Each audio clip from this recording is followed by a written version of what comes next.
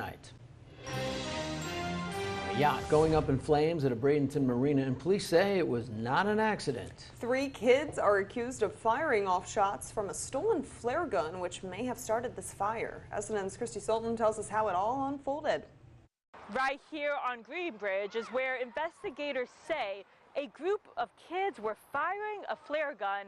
Moments later, a yacht bursting into flames. Earlier in the day on Monday, you can see the black smoke pouring into the sky. The fire engulfed the unmanned vessel at Dolphin Marina. Bradenton firefighters and police were quickly alerted. Witnesses helped guide investigators. The 911 caller also reported seeing several juveniles standing on the pedestrian overpass of the Green Bridge, firing something in the direction of the boat. Police say pieces of the puzzle began to add up after they reviewed city cameras along the river walk. Investigators say the footage shows 3 kids firing a flare gun, which was later determined to be stolen. A flare gun has a useful purpose, but purposely lighting other people's property on fire is not what those are meant for. They're meant for safety.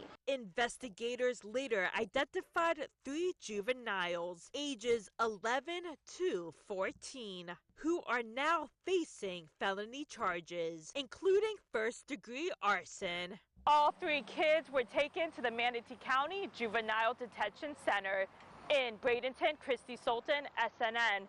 The Suncoast News Network. This is in the hands of the state attorney's office, and prosecutors will decide whether to file additional charges and whether to try any of the juveniles as adults.